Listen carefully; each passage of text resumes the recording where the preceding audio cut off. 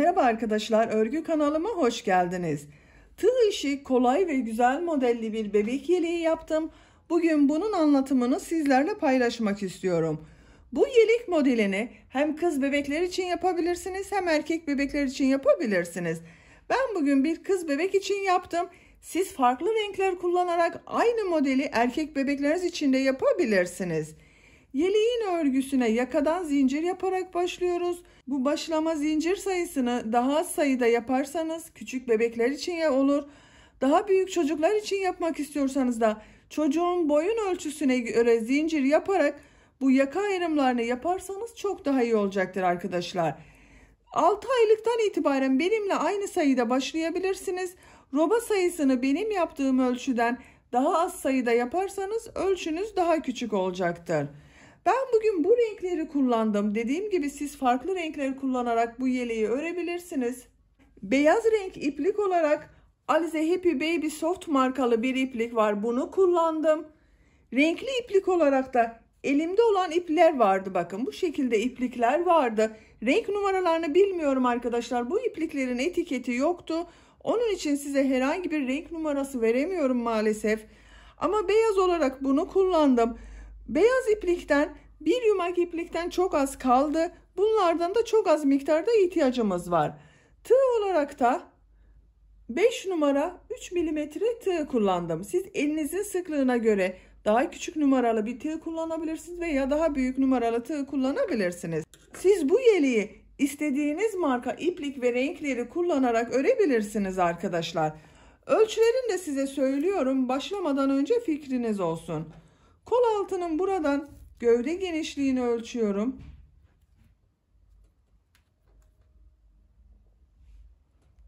...29 santimetre.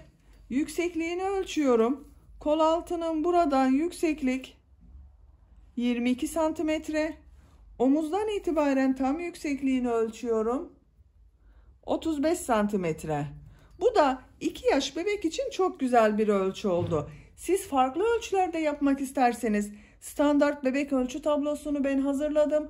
Bu videonun açıklama bölümüne ölçü tablosunu ekliyorum.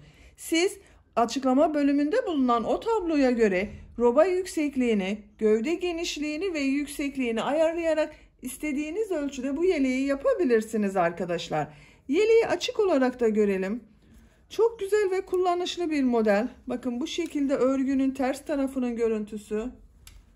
Düz tarafının görüntüsü de böyle. Model olarak da bakın yakından görüntüsü bu şekilde çok kolay ve güzel bir model. Hazırsanız hep birlikte bu güzel yeleğin örgüsüne başlayalım. Örgü kanalıma abone değilseniz abone olmayı unutmayın lütfen. Örgü kanalıma abone olmak ücretsiz. Örgü kanalıma ücretsiz abone olup orada bulunan zil şeklinde dokunarak açarsanız kanalıma video yüklediğim zaman ilk önce size bildirim gelecek. Örgülerimden herkesten önce sizin haberiniz olacaktır. İzlediğiniz videolarıma beğeni ve yorumlarınızı da yaparsanız çok sevinirim arkadaşlar. Örgü kanalıma ücretsiz abone olup beğeni ve yorumlarıyla da destek olan bütün arkadaşlara ayrıca teşekkür ederim. Hepinize kolay gelsin. İyi çalışmalar.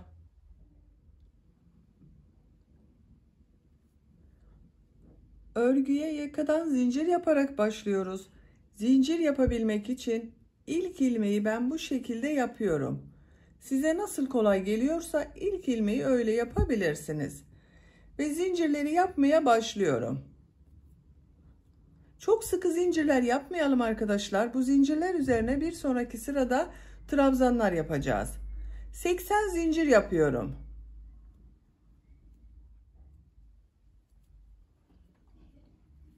Zinciri yaptım. Çok sıkı zincir yapmadım bakın arkadaşlar, gördüğünüz gibi. Bu 80 zincirin kaç santimetre olduğunu da ölçüyorum.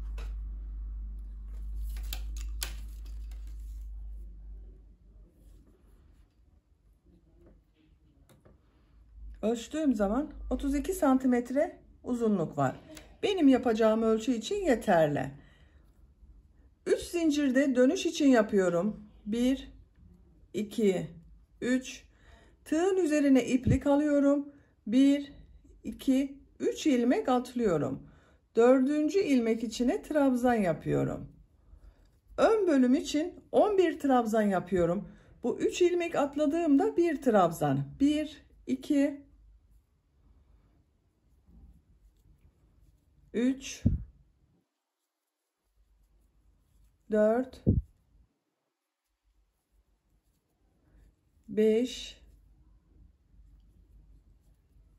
6, 7, 8, 9, 10, 11. 1, 2, 3, 4, 5, 6, 7, 8, 9, 10, 11 trabzanı yaptım. 2 zincir yapıyorum. Yanında bulunan, bakın ilmek içine, aynı ilmeği değil, yanında bulunan ilmek içerisine kol bölümü için ilk trabzanı yapıyorum. Kol bölümüne 18 trabzan yapacağız. 1, 2, 3, 4, 5, 6, 7, 8, 9, 10, 11, 12, 13, 14, 15, 16, 17, 18. Kol bölümü için 18 trabzan yaptım. 2 zincir yapıyorum. Arka bölüm için yanında bulunan ilmeğe ilk trabzanı yapıyorum. Arka bölüm için 22 trabzan yapıyorum. 1, 2, 3, 4, 5, 6, biraz hızlı yapıyorum arkadaşlar bu arayı. 7, 8, 9, 10, 11, 12, 13, 14, 15, 16, 17, 18, 19, 20, 21, 22. Arka bölüm için 22 trabzan yaptım. 2 zincir yapıyorum. Kol bölümü için 18 trabzan yapıyorum. Bu kolda 18 trabzan yaptık. Buraya da 18 trabzan yapıyorum. 18 trabzanı yapalım. 18 trabzanı yaptım. 2 zincir yapıyorum.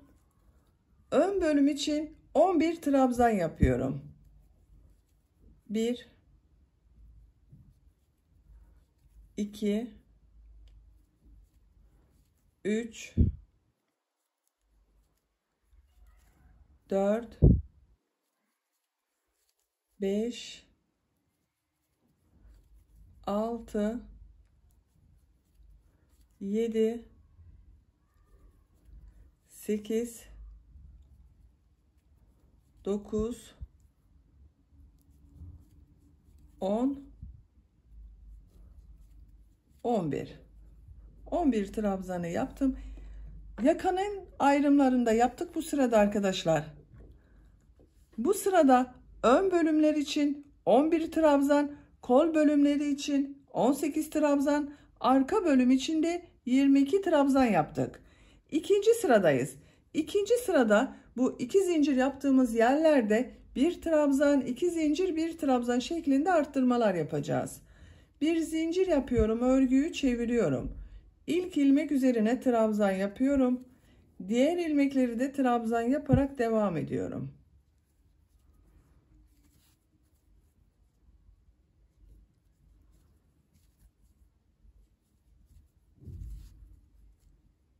Her ilmek üzerine bir trabzan yapıyoruz.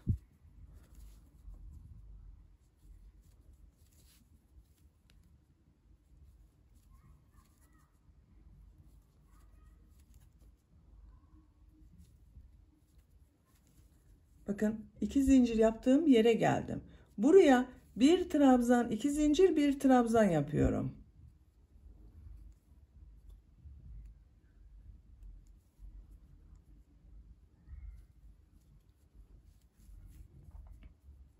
Bir trabzan, 2 zincir, bir trabzan şeklinde arttırmayı yaptık.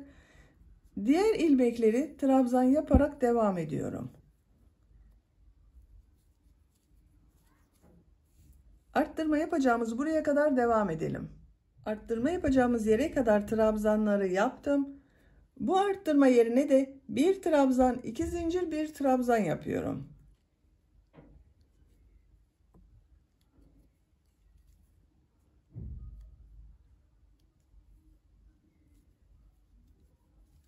Bakın bir trabzan, 2 zincir, bir trabzan yaptım.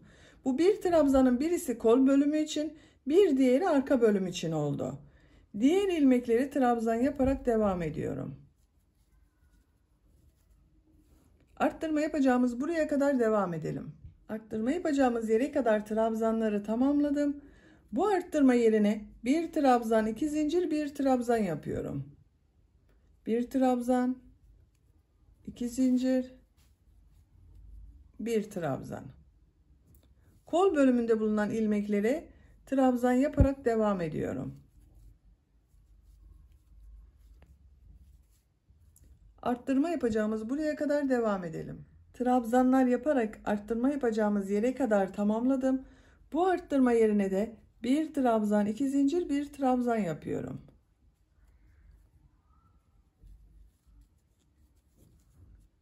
Ön bölümde bulunan ilmekler üzerine trabzan yaparak devam ediyorum. Sıra sonuna kadar devam edelim. Sıra sonuna kadar trabzanları yaptım. Burada bakın bir ilmek kaldı arkadaşlar. Trabzan sırasına başladığımda 3 ilmek atlayarak bir trabzan yapmıştım. Bunun son ilmeğin üzerine bir trabzan yapıyorum. Burada 11 trabzan vardı. Burada 2, 4, 6, 8, 10, 12 oldu. Bir arttırma yaptık burada. 12 trabzan oldu. Bu 4 noktadan bir trabzan, 2 zincir, bir trabzan şeklinde arttırmalar yaptık. Robanın arttırmaları arkadaşlar ön bölümlerde her sırada bir trabzan artacak. Kol ve arka bölümlerde bakın 2 yerde arttırma yaptığımız için ikişer tane trabzan fazla olacak. 2 sıra olarak yaptım. Buradan itibaren ben renkli iplikler kullanmak istiyorum. Siz tek renk yapmak istiyorsanız tek renk ile devam edebilirsiniz. Ben bu renkli iplikleri de kullanmak istiyorum. 3. sırada gri renkli iplik ile başlıyorum. Yine trabzan yapıyorum. İlmeğimin rengini bakın şu şekilde içinden geçirerek gri renk yaptım. Bir zincir yapıyorum. Örgüyü çeviriyorum. Bu bağladığım bakın ipliği de içeride tutuyorum. İlk ilmek içine trabzan yapıyorum. Bu beyaz ipi bekletiyorum. Diğer ilmekleri de trabzan yaparak devam ediyorum. Bakın ipliğin ucu da içeride kalıyor. İki taraftan da görünmüyor. Arttırma yapacağımız yere kadar trabzanları yaparak devam edelim. Arttırma yapacağımız yere kadar trabzanları yaptım. Bu 2 zincirin içine bir trabzan, 2 zincir, bir trabzan yapıyorum.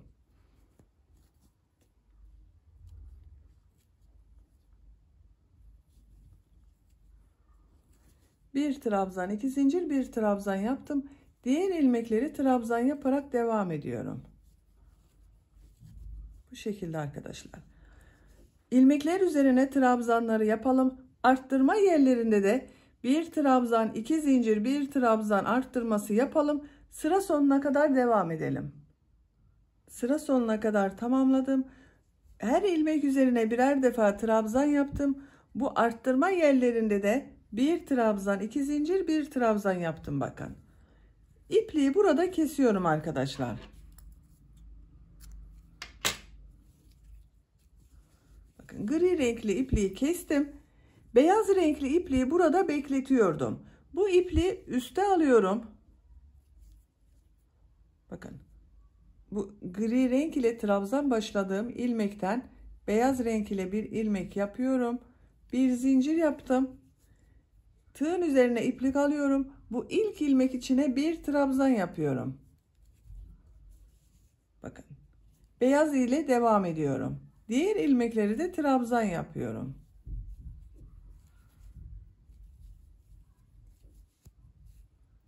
Arttırma yapacağımız buraya kadar devam edelim.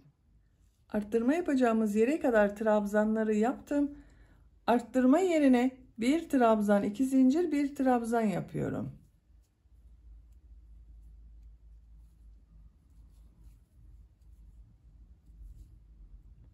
Diğer ilmekleri trabzan yapıyorum.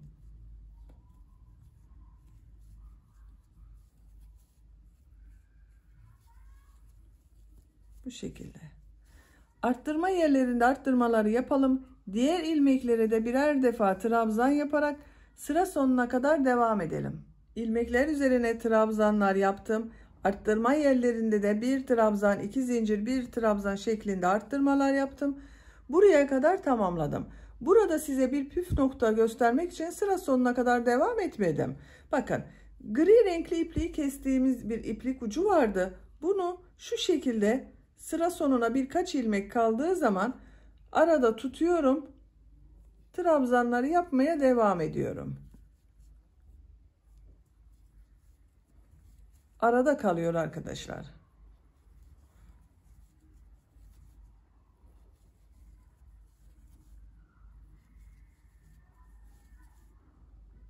Son ilmek üzerine de trabzanı yaptım. Bakın şu ipliğin ucunda kesiyorum.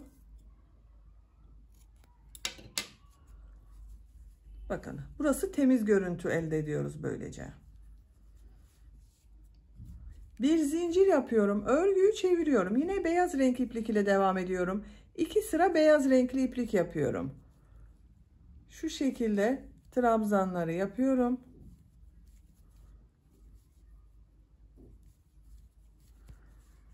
Trabzanların üzerine trabzan yapalım. Arttırma yerlerinde de bir trabzan, 2 zincir, bir trabzan şeklinde arttırmalar yapalım. Sıra sonuna kadar tamamlayalım. Beyaz renk iplik ile 2 sıra trabzan sırasını tamamladım. Görüntüsüne tekrar bakalım arkadaşlar.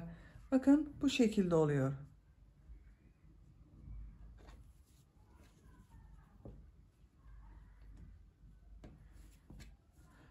Bu sıradan itibaren ben bir renk daha eklemek istiyorum. Böyle sarı bir renk ekliyorum arkadaşlar. İlmeğin rengini sarı renk yapıyorum. Bir zincir yaptım, sağlamlaştırdım. Örgüyü çeviriyorum. İlk ilmek üzerine trabzan yapıyorum. Diğer ilmekleri de trabzan yaparak devam ediyorum.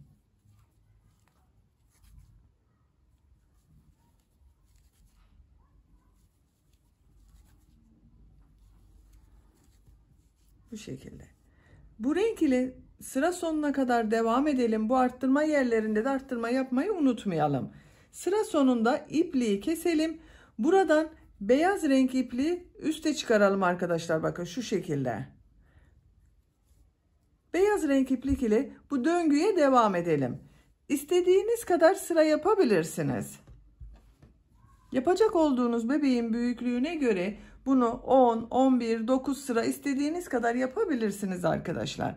İstediğiniz renkler ile istediğiniz sıralamayı yaparak robanın örgüsünü bu 4 noktadan arttırmalar yaparak tamamlayalım. robanın örgüsünü bu renk sıralaması ile 12 sıra olarak tamamladım arkadaşlar. Sayıyorum: 1, 2, 3, 4, 5, 6, 7, 8, 9, 10, 11, 12.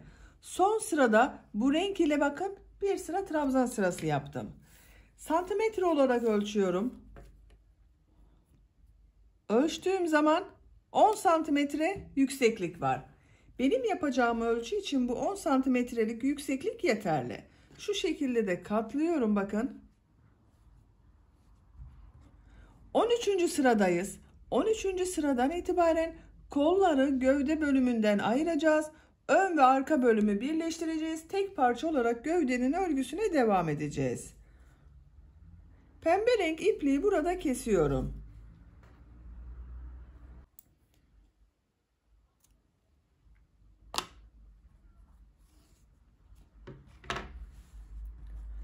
Beyaz renk iplik burada bekletiyordum bakın.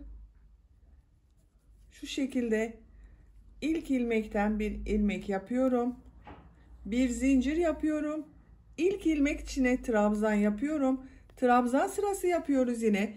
Bu arttırma yaptığımız yere kadar trabzan yapacağız. Her ilmeğe bir trabzan yapıyorum.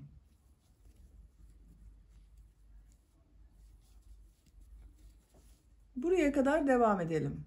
Buraya kadar trabzanları yaptım. Arttırma yerine ön bölüm için 2 trabzan yapıyorum. 1, 2, 3 zincir yapıyorum. 1, 2, 3. Bu zincirleri çok sıkı yapmayalım arkadaşlar. Tığın üzerine iplik alıyorum. Kol bölümünde bulunan bütün ilmekleri atlıyorum. Kol ile arka bölümü ayıran bu arttırma yerine arka bölüm için 2 trabzan yapıyorum. 1, 2. Diğer ilmeklere trabzan yaparak devam ediyorum.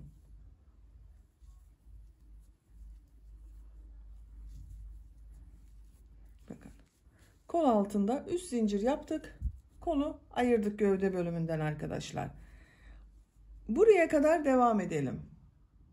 Arka bölümde trabzanları yaparak arttırma yapacağım yere kadar tamamladım. Arka bölüm için buraya 2 trabzan yapıyorum.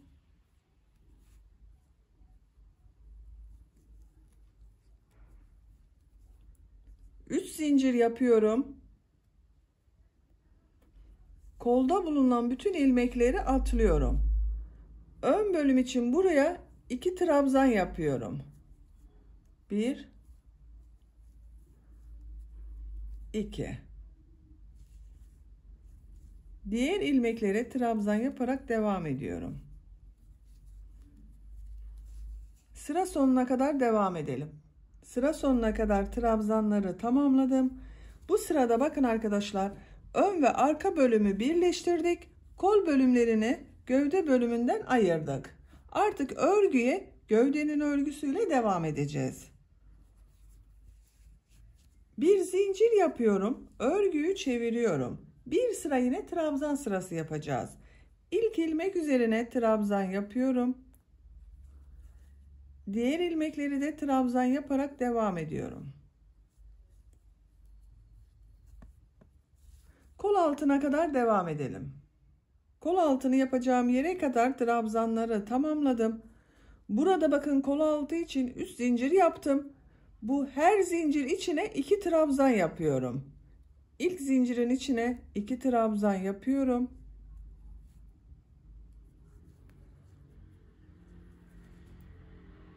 İkinci zincir içine 2 trabzan yapıyorum.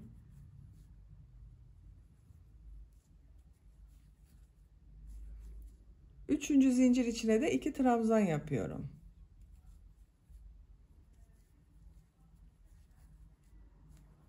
Diğer ilmeklere birer defa trabzan yaparak devam ediyorum.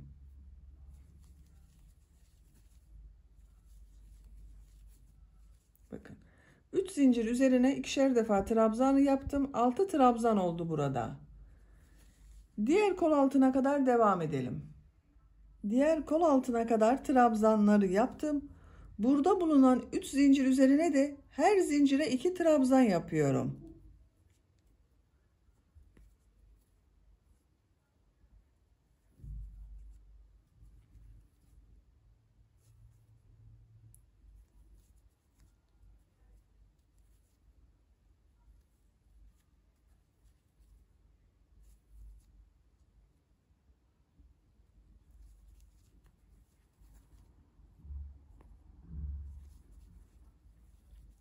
3 zincir üzerine ikişer trabzan yaptım. 6 trabzan oldu.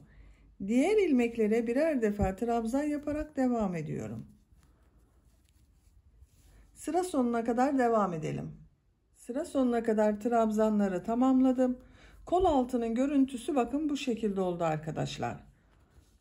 Bu sıradan itibaren model yerleştirmeye başlıyoruz. Bir zincir yapıyorum, örgüyü çeviriyorum. Örgünün düz tarafındayım bakın. Modeli örgünün düz tarafından yerleştireceğiz. İlk ilmek üzerine bir trabzan yapıyorum. İkinci trabzanı tığı bakın boşluktan alıyorum. Trabzan yapıyorum. Biraz uzun yaparsanız bu trabzanı daha düzgün örgü oluyor. Bu trabzanın üzerine trabzan yapıyorum. Bu trabzanı bakın boşluktan alarak trabzan yapıyorum. Üzerine trabzan yapıyorum. Boşluktan alarak trabzan yapıyorum. Uzatarak yapıyorum bakın, bu boşluktan alarak yaptığım trabzanı biraz uzatıyorum.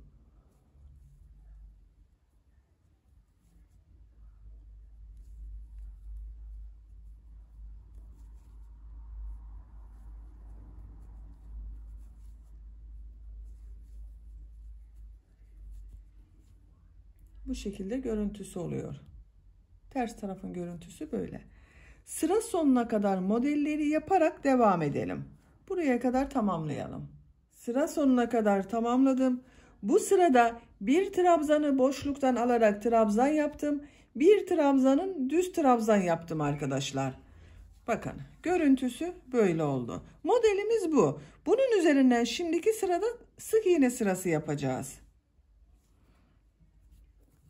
Bir zincir yapıyorum, örgüyü çeviriyorum. İlk ilmek üzerine bir sık iğne yapıyorum. Diğer ilmekleri de sık iğne yaparak devam ediyorum.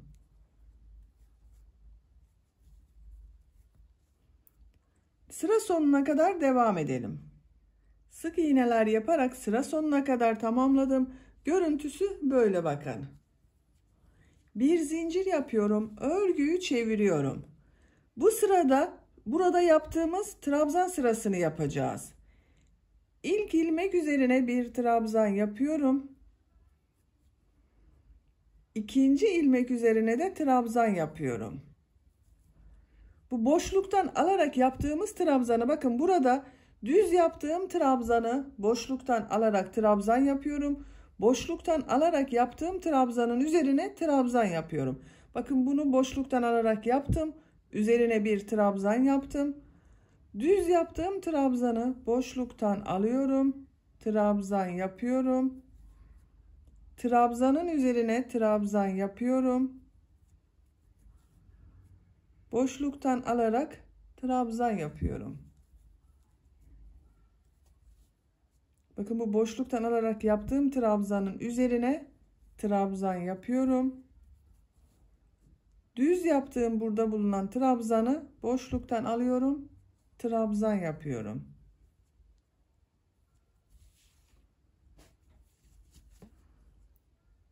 Düz trabzan yapıyorum. Boşluktan alarak trabzan yapıyorum. Bu şekilde görünüyor. Sıra sonuna kadar devam edelim. Sıra sonuna kadar sık iğneler yaparak tamamladım. Görüntü olarak bakın bu şekilde oldu arkadaşlar. 2 sıra model sırası yaptım beyaz renk iplik ile. Bu sıradan itibaren bu roba bölümünde kullandığım renkleri kullanıyorum. Beyaz ipliği burada kesiyorum. Bakın içerisinden geçirdim. İpliği kesiyorum. Gri renkli iplik kullanıyorum. Ben roba bölümünde kullandığım bu gri renkli ipliği kullanıyorum burada. Örgünün düz tarafındayım. Bu sırada bu boşluktan alarak yaptığım ve düz yaptığım trabzan sırasını yapıyorum. Bu ilk ilmek üzerinden gri renkli ilmek ile bir ilmek yapıyorum. Sağlamlaştırdım. Bir zincir yaptım. Aynı ilmek içine bir trabzan yapıyorum. Bu bakın düz yaptığım trabzanı boşluktan alıyorum. Trabzan yapıyorum. Boşluktan alarak yaptığım trabzanın üzerine trabzan yapıyorum. Düz yaptığım trabzanı boşluktan alıp trabzan yapıyorum. Boşluktan alarak yaptığım trabzan üzerine trabzan yapıyorum.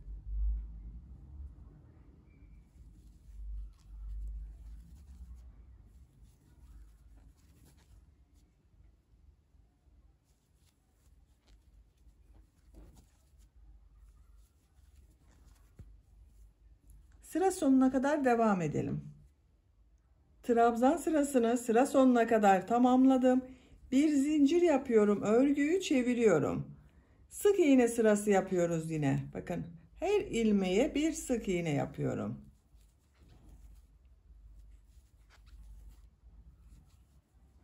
Bakın arkadaşlar, sıra sonuna kadar sık iğneler yapıyoruz. Model anlaşılmıştır galiba.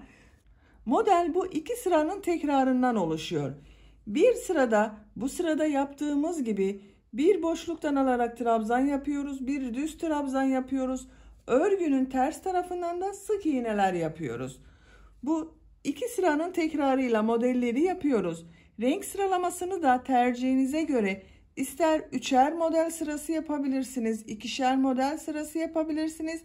Bir model sırasında renk değiştirerek istediğiniz gibi renk sıralamasıyla gövde örgüsünü tamamlayalım gelelim. Gövde örgüsünü modelli sıra olarak ben 16 sıra yaptım. Renk sıralamasında bu şekilde yaptım bakın. 2 sıra beyaz renk ile yaptım. 3 sıra gri renk ile yaptım. Araya bir sıra beyaz renk kattım. 3 sıra sarı renk çalıştım. Tekrar bir sıra beyaz yaptım. 3 sıra pembe renk ile yaptım. Bir sıra beyaz yaptım. Son 2 sırayı gri renk iplik ile yaptım bakın. Siz bunu istediğiniz renk sıralamasıyla yapabilirsiniz. Bakın, örgünün ters tarafı böyle oldu. Arka tarafının görüntüsü de böyle. Bu yükseklik benim yapacağım ölçü için yeterli. Santimetre olarak da ölçüyorum arkadaşlar. Bakın, şu şekilde ölçtüğüm zaman 19 santimetre yükseklik var. Bu daha burada bitirmedik. Ucuna devam edeceğiz. Ucuna devam etmeden önce ön pat çalışmalarını yapmak istiyorum ben. Ön patları düğme dikmek ve düğme biritini yapmak için yapacağız arkadaşlar. Beyaz renk iplik ile yapıyorum. Siz kullandığınız herhangi bir iplik rengi ile bu ön pat çalışmalarını yapabilirsiniz. Bakın, son sırada gri renk iplik ile sık iğne sırasını yapmadım. Trabzan sırasını yaptım. Burada bitirdim. Bu ipliği burada kesiyorum.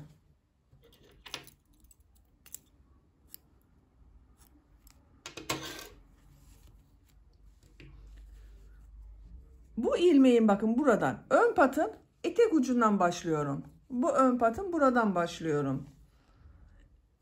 Beyaz renk iplik ile bir ilmek yapıyorum. Sık iğne yapacağız bir sıra. Bir zincir yapıyorum. Aynı ilmek içine sık iğne yapıyorum. Trabzan boşluğuna bir sık iğne yapıyorum. Gördüğüm ilmeklere sık iğne yapıyorum. Elinizin sıklığına göre bu sık iğneleri hangi ilmeklere yapacağınızı kendinize göre ayarlama yapabilirsiniz arkadaşlar. Bakın, gördüğüm ilmekler üzerine sık iğneler yapıyorum. İpliklerin ucunda sık iğnenin arasında tutuyorum.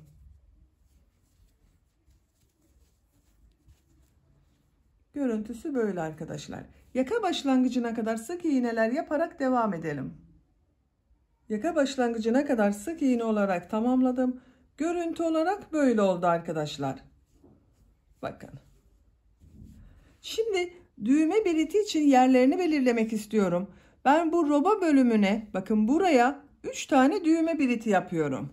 Bir düğme biritine hemen bu yakanın başlangıcı olan buraya, ikinci düğme biritini robanın bittiği yer olan bakın buraya yapıyorum. Üçüncü olanı da ikisinin ortasına şu şekilde bakın katlıyorum.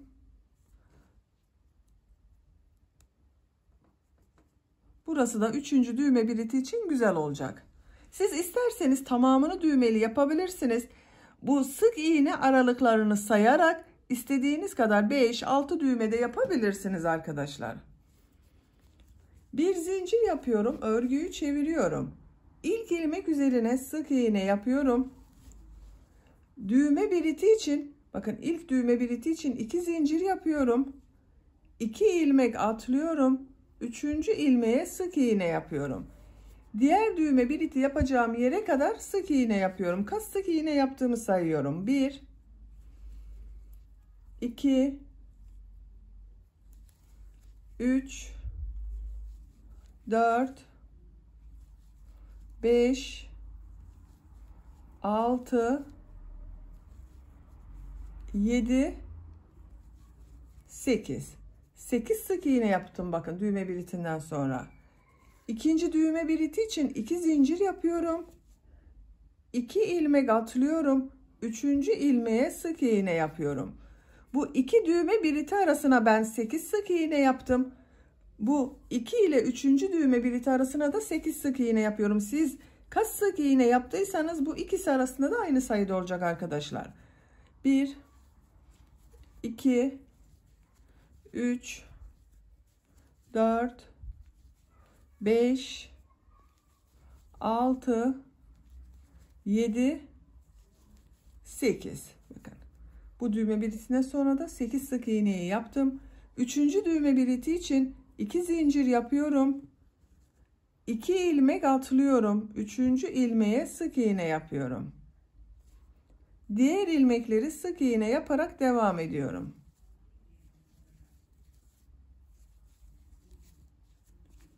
Bakın roba bölümüne 1 2 3 düğme biritini yaptık.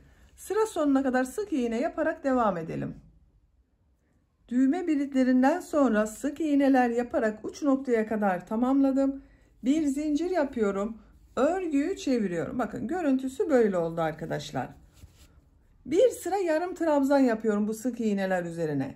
Bakın tığın üzerine iplik alıyorum. İlmeğe tığ taktım. İlmek aldım. İlmek alıyorum. Bir defa da çekiyorum.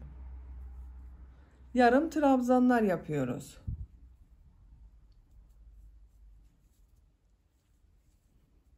Her ilmek üzerine bir yarım trabzan yapıyorum.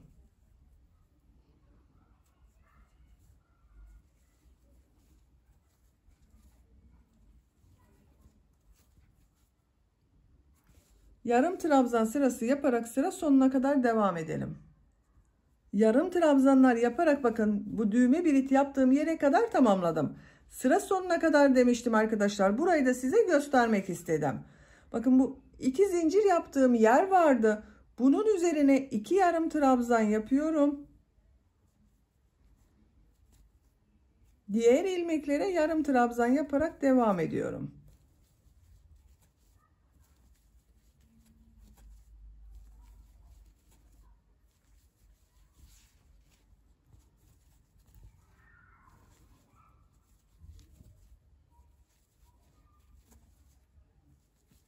Bakın 2 zincir üzerine 2 yarım trabzan yapıyorum.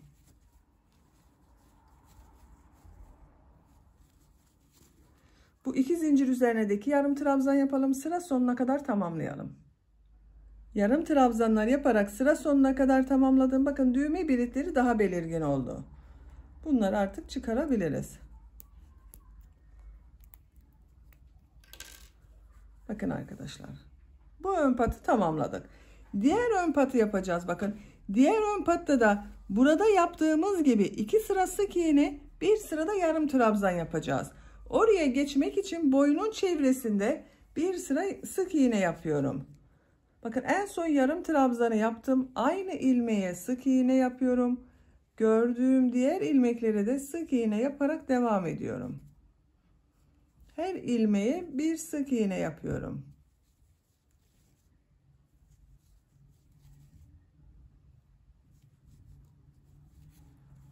Yakanın çevresinde sık iğneler yaparak buraya kadar tamamlayalım. Burada da 2 sıra sık iğne, bir sırada yarım trabzan yapalım. Bu uç noktaya kadar devam edelim arkadaşlar. Diğer ön patın örgüsünü tamamladım. Yakanın çevresinde bir sıra sık iğne yaptım.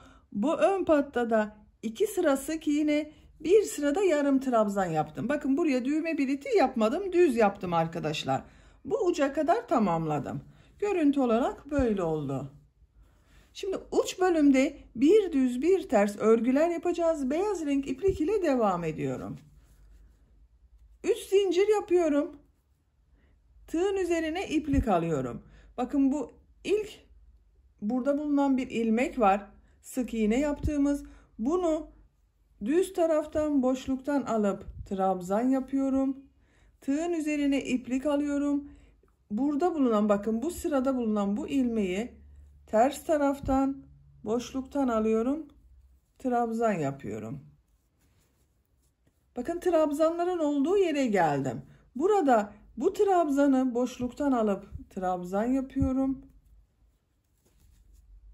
Ters taraftan boşluktan alıp trabzan yapıyorum. Düz taraftan boşluktan alıp trabzan yapıyorum. Bir düz bir ters boşluklardan alarak trabzan yapıyorum.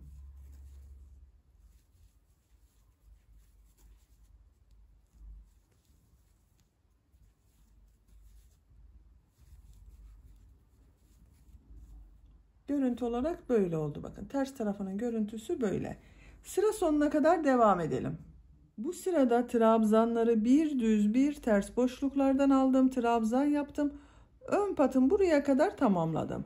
Ön patta da bir düz bir ters boşluktan alarak trabzan yapıyoruz. Bakın bu ilmeği boşluktan alıyorum. Düz trabzan yapıyorum.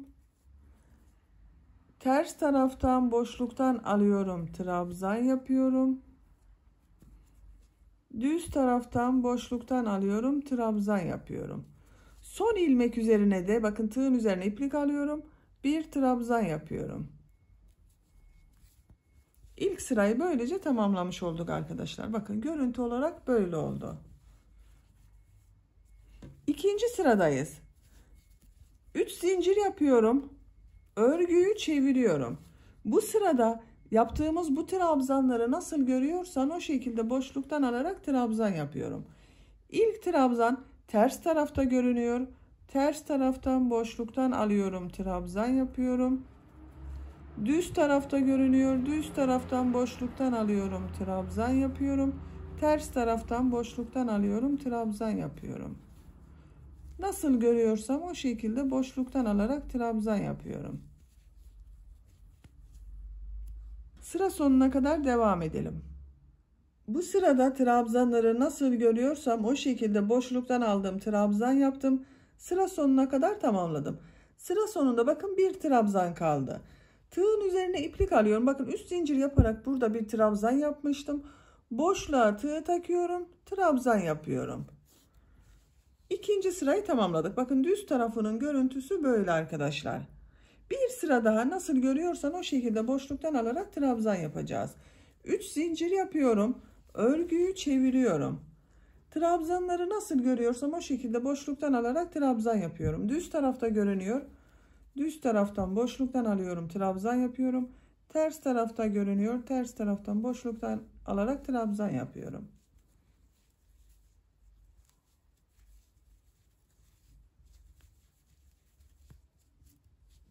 Sıra sonuna kadar devam edelim. Sıra sonuna kadar trabzanları nasıl görüyorsam o şekilde boşluktan aldım, tamamladım. İpliği burada kesiyorum. Gövde örgüsünde böylece tamamlamış olduk arkadaşlar. Buraya bakın beyaz renk iplik ile 1, 2, 3 sıra bir düz bir ters örgüler yaptım. Görüntüsüne bakalım. Bu şekilde oldu.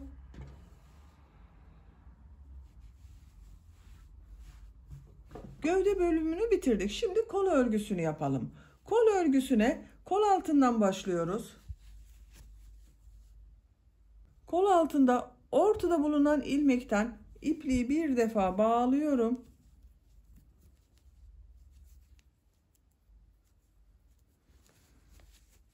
Aynı ilmekten bir ilmek çıkardım. İpliği tığın üzerine alıyorum. Buraya bakın. Trabzan sırası var burada. Bu ilmek üzerine 5 trabzan yapıyorum. 1 2, 3, 4, 5. Bu birleştirme yaptığımız, bakın kol ve gövdeyi ayırdığımız bu boşluğa sık iğne yapıyorum. İpliği tığın üzerine alıyorum. 2 ilmek atlıyorum. 3. ilmek içine 5 trabzan yapıyorum.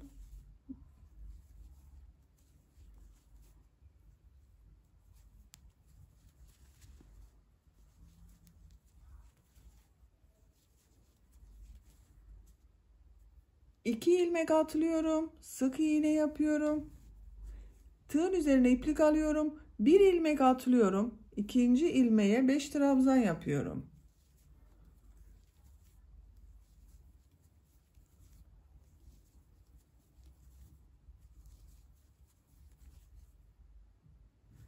İki ilmek atlıyorum. Sık iğne yapıyorum. Tığın üzerine iplik alıyorum. Bir ilmek atlıyorum. 5 trabzan yapıyorum.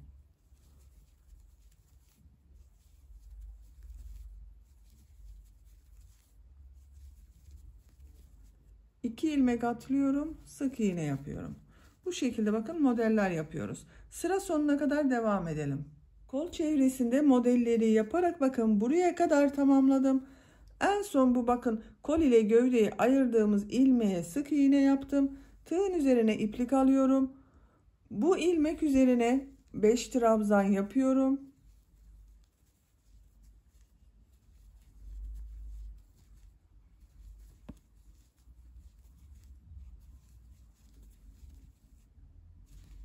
Yaptığım bu 5 trabzanı kol altında ilk yaptığım bu ilmek ile ilmek kaydırması yaparak birleştiriyorum. İpliği kesiyorum.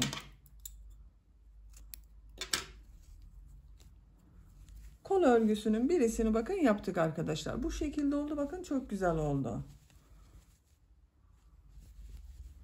Diğer kol örgüsünde bu kol örgüsünü yaptığımız gibi yapalım, bitirelim. Yeleğin diğer kol örgüsünde ben tamamladım. Görüntü olarak bakın bu şekilde oldu arkadaşlar. Böylece yeleğin örgüsünü bitirmiş olduk. Düğmelerini de diktim ben, bakın 3 düğme biriti yaptım. Bunun tam karşısına gelen diğer ön pata 3 tane düğme diktim. Yeleği açık olarak görelim. Bakın örgünün ters tarafının görüntüsü böyle. Ters tarafının görüntüsü de çok güzel. Açık olarak da yeleğimiz bu şekilde arkadaşlar. Renkleri de çok tatlı oldu bu yeleğin. Diktiğim düğmeleri bakın yaptığım bu düğme biritlerine takıyorum.